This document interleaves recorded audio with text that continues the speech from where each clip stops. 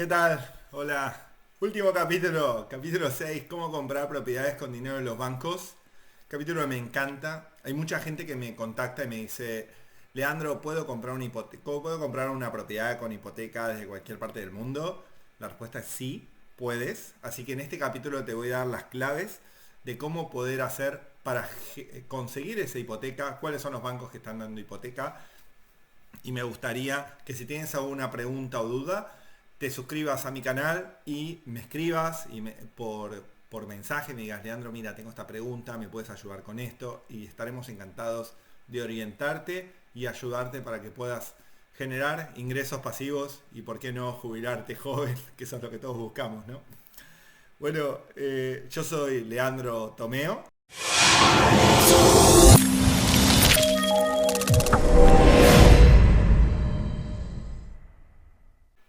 Y este es el capítulo número 6 de una serie de capítulos que hice de cómo hacer inversiones efectivas en España. Mi pregunta, ¿estás preparado para comprar una propiedad con hipoteca en España? Si estás preparado, tenés que ver esto. Hoy vamos a hablar de apalancamiento. El apalancamiento, sobre todo financiero. ¿Qué es un apalancamiento? El apalancamiento financiero consiste en utilizar un banco o un mecanismo que generamos deuda para conseguir algún beneficio. El apalancamiento puede ser bueno o malo. Entonces, mayormente cuando te empiezan a ofrecer créditos, lo primero que pensamos es, qué bueno, tendremos dinero, podremos comprar, podremos adquirir. Y hay que tener cuidado con estos créditos, porque al final es dinero que te van a dar, pero siempre letra pequeña, en los cuales tienes que hacer una devolución. En el caso de que no cumplas con la devolución, suben los intereses. Y al final los bancos viven de los intereses y de lo que cobran de los créditos que prestan. Entonces, la primera pregunta que te vas a hacer cuando vas a apalancarte es si la hipoteca que voy a obtener es buena y si la hipoteca la necesito, que es otra cosa, ¿no? ¿Puedo comprar directo o quiero comprar con hipoteca? Entonces, procúrate y fíjate cuando un apalancamiento es bueno o malo. Entonces, no te recomiendo que compres que uses el apalancamiento bancario, por ejemplo, para comprar bienes de consumo. No sé si has visto que muchas veces vas a un supermercado, sobre todo aquí en España pasa, y se financia tu compra en varias cuotas sin intereses. Entonces, si llegamos a eso, si llegamos a financiar el bien de consumo, es que ya no generamos suficiente dinero ni siquiera para pagar eso. El pensamiento no es, bueno, me compro esto que lo puedo pagar en varias veces y espero a terminar de pagarlo, porque una vez que agotes ese crédito, te vas a dar cuenta que no vas a poder ni pagar la cesta de consumo diario más el crédito. Así que ten cuidado con esto. Mi recomendación es que nunca financies los gastos que tienes habituales en tu casa, los bienes de consumo, no los apalanques, no utilices tarjetas de crédito para estas cosas. Solamente si tienes un ingreso, gasta lo que ingresas y, bueno, por supuesto ten propensión al ahorro, ¿no? Pero nunca te apalanques para gastar más en bienes de consumo. Luego, tampoco agarres apalancamiento de tasas muy altas. Aquí en España, ahora te voy a enseñar un poco las tasas. He escuchado en Latinoamérica tasas hasta el 14% 14% por un crédito hipotecario. Es una locura eso. O sea, no sé si vale la pena hacerlo. Depende si el negocio sea tan bueno. Porque al final un 14% tal vez te quita tu rentabilidad. Luego también si haces una inversión tóxica. Si no te estudias la inversión. Por ejemplo, hay mucha gente que se me acerca y me dice, no, es que voy a comprar una propiedad que el banco me da 250.000, yo pongo 70 y resulta que la alquilo en 1.000 euros por mes. Esa inversión y la cuota me sale a 1.050. O sea, ni siquiera cubres con lo que te pagan de cuota tus inquilinos la cuota que tienes que pagar. Da igual que sean 50 euros. El problema es que en las crisis económicas o si las tasas se disparan, tu cuota se va a disparar y tal vez no tengas capacidad de retorno para pagar esa cuota. Entonces ten cuidado con las inversiones, no hagas inversiones tóxicas. Y tampoco es bueno vivir del apalancamiento. Y esto lo digo como empresario que ha vivido del apalancamiento, que ha tenido que forzar el apalancamiento en los comienzos. En general sacas dinero de donde no tienes porque crees que ese negocio va a ser excelente, que va a ser el negocio de tu vida, y pides crédito, sacas el dinero de las tarjetas, etcétera. Un crédito Un apalancamiento bueno sería generar un crédito para hacerte un curso de formación que te va a ayudar a mejorar algo. Eso sí es un apalancamiento bueno. Pero no es bueno sacar dinero de la tarjeta para irte de viaje y pasarte la bomba porque estás estresado. O sea, no lo hagas realmente, luego va a ser muy difícil de devolver ese dinero.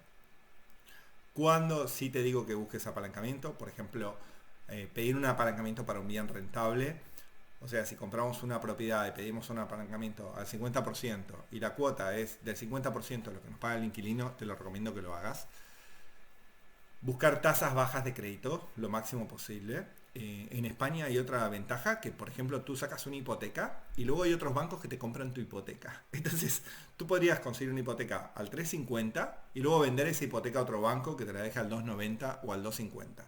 Entonces, generar ingresos pasivos con ese apalancamiento es otra de las recomendaciones que te doy.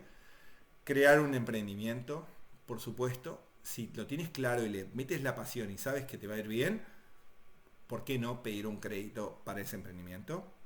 Y siempre te recomiendo que leas la letra pequeña. Esos contratos largos que te hacen firmar y te dicen firma aquí, firma aquí, firma aquí, lees la letra pequeña, porque a veces en la letra pequeña hay cláusulas que son bastante engañosas y te pueden después venir con martes 13. Una de las preguntas que me hacen es, si liquido una hipoteca antes, fíjate cuánto es la tasa por liquidar esa hipoteca antes. Entonces, a eso me refiero con letra pequeña.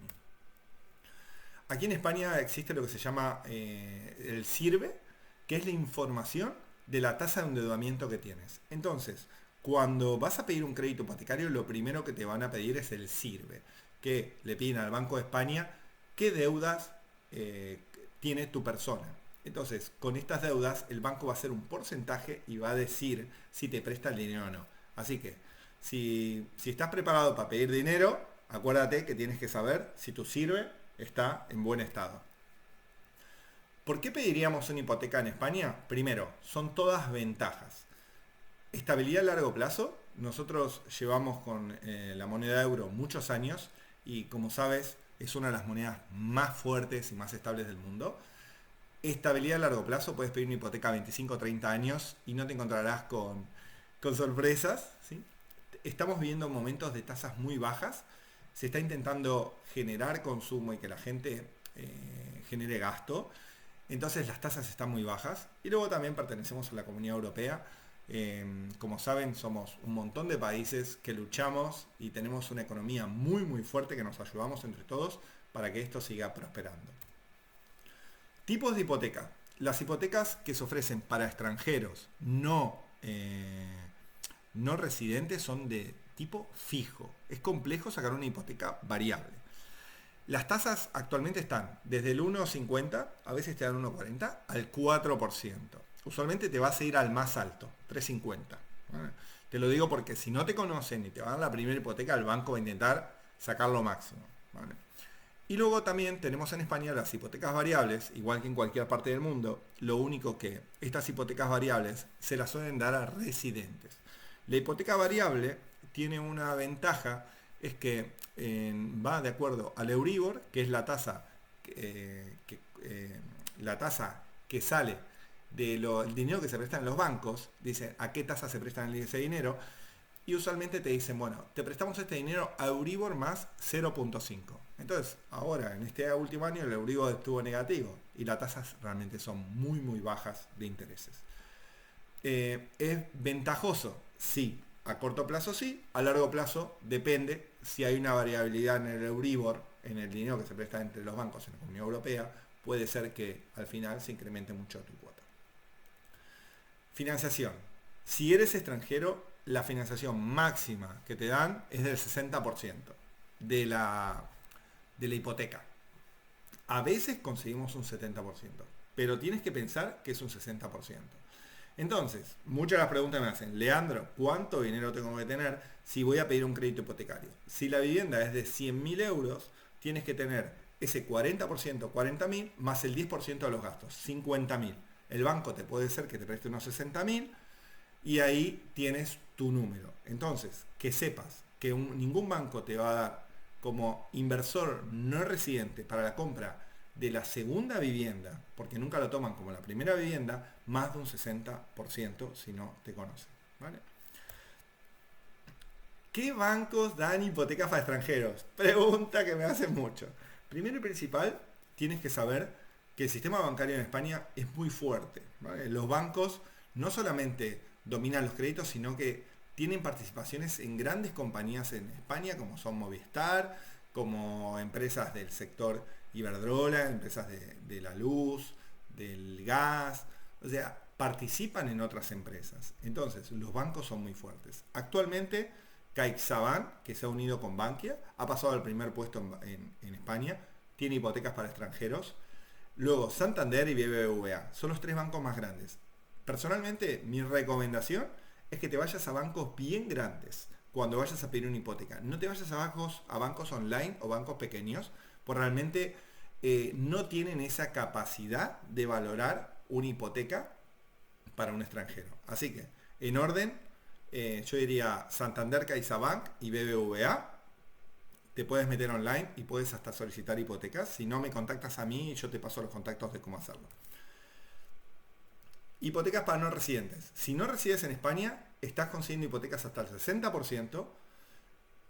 Las hipotecas en España se dan hasta los 70 años de edad. O sea, si tú tienes 35 años, puedes conseguir una hipoteca tranquilamente de otros 35 años. ¿Vale? O sea, que tienes que pensar que el plazo máximo es hasta que cumplas 70 años. Los gastos de escritura, como lo dije antes, son del 10%. También tienes que saber que cuando compras una propiedad en España se pagan varios impuestos. Tenemos los impuestos nacionales, impuestos municipales e impuestos autonómicos. ¿Vale? Entonces, el impuesto municipal se llama el IBI, el impuesto de bienes inmuebles. ¿Vale? Este impuesto está grabado a la compra de propiedades.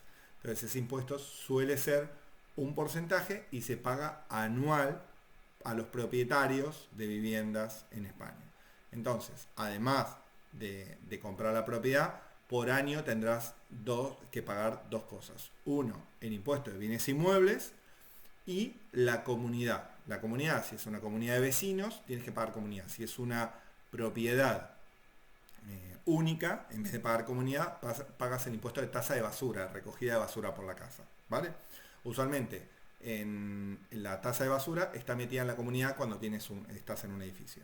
Entonces, haz previsión, sepas que se pueden conseguir hipotecas hasta el 60%, que no está nada mal, sobre todo cuando vas a empezar.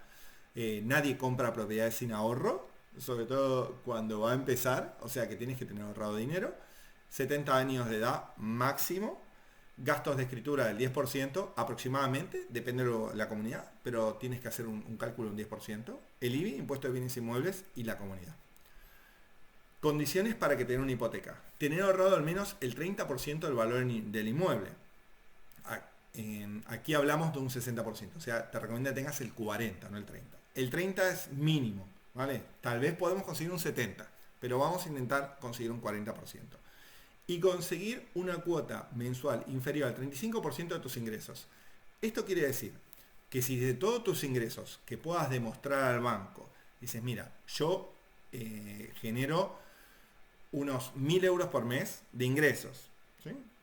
El 35% son 350 euros. O sea, esta cuota de este préstamo que te van a dar no tiene que exceder esos 350 euros. Es fácil, pero tienes que saberlo, porque de nada sirve intentar pedir un crédito al banco si no tienes esta capacidad. ¿Qué miran los bancos? Este es buenísimo, nadie te lo va a decir. Yo te lo digo por experiencia. Primero y principal, lo que miran los bancos se llama capacidad de retorno. ¿Qué capacidad tienes tú de devolver ese crédito? De los ingresos que sumas, tanto laboral, como si tienes acciones en una empresa, si tienes ingresos pasivos y todo lo que puedas demostrar que son tus ingresos, ¿qué capacidad de retorno tienes? Al banco le da lo mismo si esa propiedad la vas a alquilar, porque para ellos es generarte una deuda que tengas capacidad de retorno de devolución, ¿vale? Primero capacidad de retorno, luego el sirve, ¿sí? Tu huella financiera en España, a ver qué deudas tienes. Si tienes ahorros, importantísimo. y garantía, si tienes a alguien que te avale ese crédito. O sea, piensa que el banco al final, más allá de la garantía hipotecaria, que al final la hipoteca no deja de ser una garantía, que tú estás con tu bien que estás comprando, estás generando una garantía para que ellos te presten un dinero. Si puedes aportar esa garantía, por supuesto, y luego si tienes garantías extras. Un tío que tenga una vivienda libre de cargas y pueda avalarte esa operación.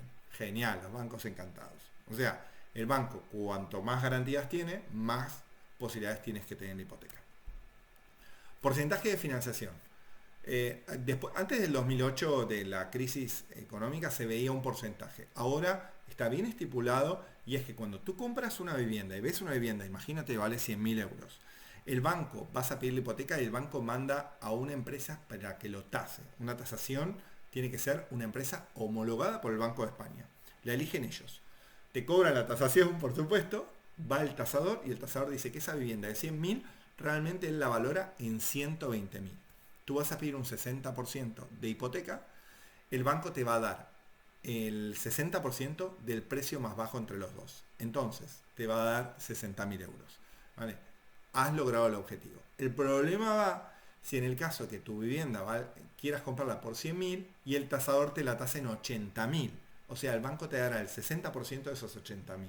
Entonces, por eso te recomiendo que compres viviendas infravaloradas, o sea, que tengan un valor más alto pero estén por debajo de ese valor.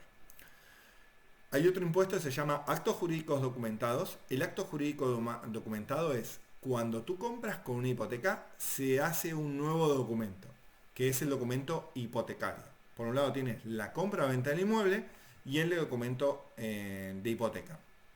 Este documento de hipoteca paga lo que se llama actos jurídicos, que es anotar la hipoteca y elevarla a público en el registro mercantil, en el registro de la propiedad, etc. Esto tiene un porcentaje que ronda el 0,5 al 1,5% del valor de la vivienda. En algunos casos el banco absorbe ese gasto y en otros casos el banco te lo cobra a ti. Así que ten en cuenta estos gastos a la hora de generar tus ahorros para la compra de vivienda en España. ¿Qué es lo bueno de esto? Que si nosotros empezamos a generar lo que se llama entrar en el sistema bancario y empezamos a generar créditos, y empezamos a pagar los créditos, y empezamos a generar ingresos, y empezamos con esos ingresos a seguir pagando, podemos crear lo que se llama el grifo bancario, que yo lo recomiendo, siempre y cuando el apalancamiento sea bueno. Entonces, tú tienes ese grifo hipotecario y vas comprando una vivienda, luego te compras la siguiente, y luego te compras la siguiente apalancada con el banco, etcétera. Y el banco está contento, tú estás contento, tienes un buen socio de inversión, tienes un buen socio que genera ingresos, tienes la gente que te va pagando los alquileres, va generando ingresos, pagando, tu casa o tus inversiones se van pagando, se va incrementando el valor de tu vivienda y al final, cuando se terminen de pagar, vas a tener una jubilación encantadora con ingresos pasivos en euros gracias a la ayuda de los bancos. Plan con hipotecas. Mi recomendación. Mucha de la gente me dice, bueno, cuando haces un plan hipotecario, ¿cómo comenzarías? La primera compra te recomiendo que la hagas a contado. Contado o máximo pide un 50% de hipoteca. Y esto es porque cuando una persona no te conoce, es difícil que te dé todo, ¿vale? Salvo que tus papeles y toda la información que presentemos sea muy buena, usualmente diría, o pago de contado, hipoteca al 50%. La segunda vivienda, directamente hipoteca al 50%. Y la tercera vivienda recién solicitaría más, el 70%. Luego compraría otra al contado y seguiría mi rueda. Así que, para hacerte un gran inversor y para entender este negocio, cómo funciona, te recomiendo que hagas un plan de hipoteca más mensurable y más realista y no tanto de imaginarse de que vamos a generar un montón de patrimonios a espaldas de los bancos. El banco es tu socio, va a trabajar contigo, te va a ayudar y si sigues estas recomendaciones te puedo asegurar que te vas a jubilar mucho antes de lo que esperas. Otra de las cosas importantes es identificar las oportunidades de compra y la búsqueda de rentabilidad. De nada sirve conseguir un banco si no identificamos las oportunidades. Entonces, en capítulos anteriores te explico cómo identificar oportunidades, cómo comprar viviendas, ¿por qué no bancarias? Y generando ingresos inteligentes a través de los activos inmobiliarios. Mi recomendación es que no compres por precio y compres por activos infravalorados. Esto significa que muchas veces nosotros cuando buscamos en internet para comprar una vivienda, lo que buscamos primero es el precio. Y lo que te recomiendo es, estúdiate bien la zona, porque puede ser que consigas un bien inmueble que tal vez esté mucho mejor localizado y que esté en ese momento con alguna oferta especial, por el motivo que sea, y que sea por debajo del valor que vuelve ese inmueble. Porque al final, una vez que compres ese inmueble y ese valor comienza a aumentar nuevamente, te puedo asegurar que tus activos se van a no a aumentar, sino a duplicar o a veces triplicar su valor. Cuando hacemos un plan patrimonial con bancos y ves los activos, no solamente veas las viviendas como un activo. Aquí entramos también plazas de garaje, lotes o solares, como le decimos aquí, pisos y, ¿por qué no, pisos con reforma? Entonces hay que valorar qué opciones tenemos en ese momento y cuáles son las mejores para que tú crezcas y generes realmente tus ingresos pasivos. Entonces, mis recomendaciones: comprar inmuebles infravalorados para vender caro, por supuesto. Contratos de alquileres a largo. Cuando compres una vivienda, o si por ejemplo compras locales comerciales, que a mí me gustan mucho, si tienes buena localización, puedes exigir un contrato más largo con un inquilino, hacer una oferta bastante buena para que él pague menos al principio, pero luego que te pague más, y hacer contratos a largo plazo. 15 años, 10 años, 12 años. Te lo recomiendo. Luego, cuando vayas a pedir cuando vayas a vender ese inmueble, un inmueble con un inquilino que paga bien, aumenta su valor. Le puedes poner plazos de obligado cumplimiento, como ya dije. Cuando te metas en reformas, actualmente cuando compramos y hacemos flipping, lo mejor que te recomiendo, y por favor hazlo, haz una reforma de buena calidad, ajusta los precios, contrata gente profesional, no contrates gente que te deje tirado o que no sepa, que diga que ha sabido. Busca gente que tenga referencias en el mercado. ¿Por qué no empresas que te puedan generar una factura y tú puedas reclamar? O sea, haz reformas de buena calidad. Se nota mucho si te han pintado bien el piso o si el piso tiene marcas. O sea, hazlo bien. Luego, vender en el momento exacto, vender bien. Sé que es complejo, pero busca los factores del mercado cuando está subiendo y vende a la subida, como las acciones, no vendas a la baja. Comprar con crédito, si es bueno, por supuesto, y conseguir tasas bajas. ¿Esto es para ti? Sí. Primero, para poder conseguir hipotecas desde otro país como inversor no residente, tienes que ser una persona que se comprometa hasta el final. Te pedirán un montón de documentación y tienes que estar preparado para tenerla. O sea, no es de un día para otro.